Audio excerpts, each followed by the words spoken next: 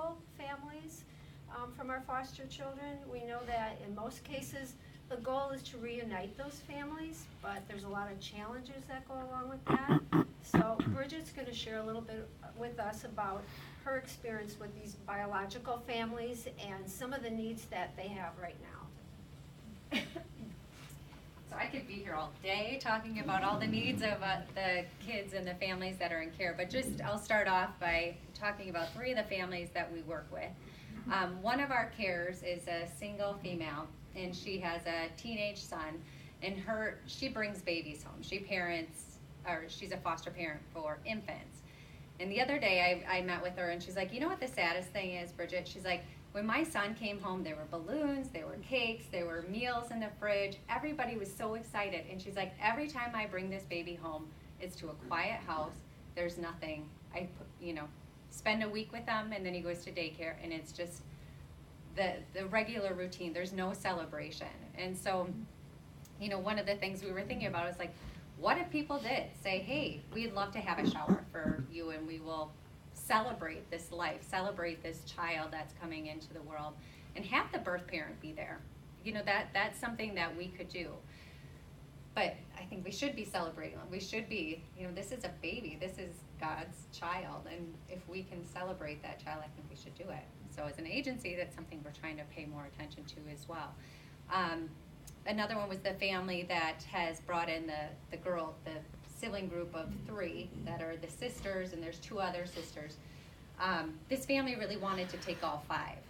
They're a young couple. They've been married probably for about 6 years, and they have 3 kids of their own under the age of 5. So her whole thing, she's like, Bridget, I can't do this because we'll have to get a church van. I can't do, So they knew that they had to kind of cap their ability because they can get, 6 kids in their car at max. So, but their commitment is to the family. So they make sure that every Sunday night they have the 2 older sisters come over and they do a Sunday dinner, and they're always having the girls call each other and check in. But is there a way that we could support that family? Is there a way that we could wrap around to keep those sisters together? And then I'm like blinking, who is my other family? Oh, I know. So then our other family, they're a retired couple. She's a retired nurse. Sorry, the dad is not retired. And because of her nursing background, they decided to care for a medically fragile children. And so the first baby that they had in their home has a terminal medical condition, or terminal life condition. She was born without her intestines. And so she's on a transplant list. And so this woman is like, I can do this. I'm a retired nurse. I know how to do this. But what happens is that because the little girl, you would never know that she was sick, first of all. She's like any other toddler, really active, smiley, chatty, doing everything that she should. But she just always has this backpack on. And she has a pick. And one of the things, as being a toddler, she gets into a lot of things. And her pick will break off. And so it gets infected. And so they're going to the doctor, probably at least 6 times a week, where they're having to make sure she doesn't have an infection and make sure.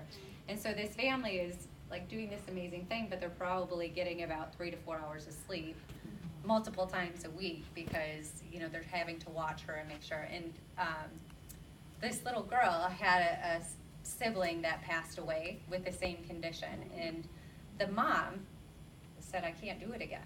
And so she is actually giving legal custody to this family, and this family, they're retired and they're taking on a toddler, and they talk to their family and they're like, yeah, we will do this. We will take on this little girl and we will care for her while she's here.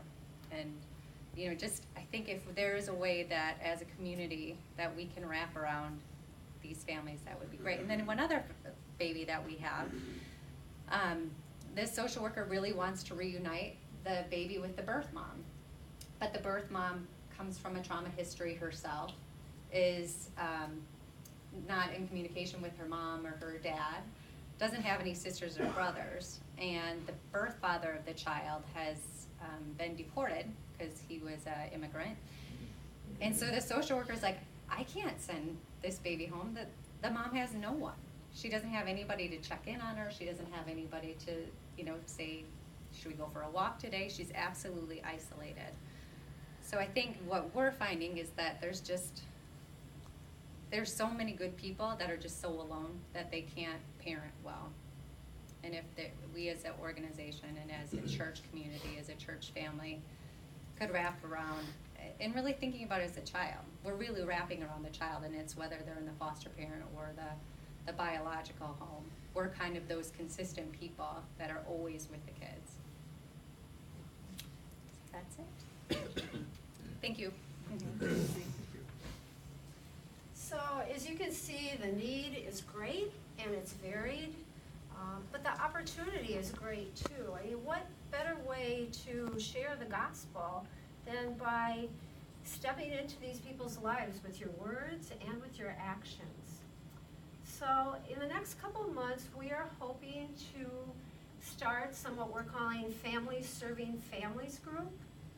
And Families Serving Families groups would be made up of people like yourselves that have felt called and led to share their time, their experience, their interests, to help these people in their needs. And we're also going to have training for volunteers who want to be part of these family serving family groups. Training would consist of specific information about the families that you would need to support them, to help them, expectations for time, for different tasks that would need to be done, communication, how we will communicate. We'd also give some tips on how to deal with families that have experienced trauma, because believe me, all these families have experienced trauma, and there's some better ways to help and support them in our relationships. So what we're just asking you to do today is to begin to pray. Pray for these people that Bridget has just mentioned and all the other families that they represent. And really seek God, what is your role in all of this? Maybe you're a prayer partner, or maybe you can drive to an appointment, or maybe you like to cook and you want to make meals. It's varied. So just begin to pray if and how God would want to use you in this ministry, and talk amongst yourselves and see if there's a group of you who would want to get together, or somebody else that's not here who this might resonate with, and just be open to what God might do. And we will continue to talk about this and work towards this in the coming months. If you already have an interest, or if something that we said today really resonated with you and you want to know more information, or share what you'd like to present with families, or give to families, or do for families, I have a list that I'll give to your leaders, and you can put your contact information on that, and we'll be calling you, and we can talk to you about your questions.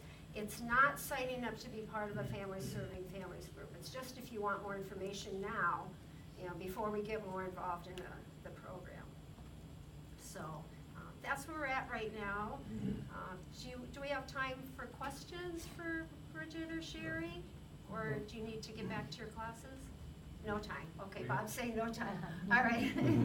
So thank you very much for taking time from your Sunday school hour to come and listen to this important message. And thanks so much to Bridget and Sherry for taking time on their Sunday to come and share with us.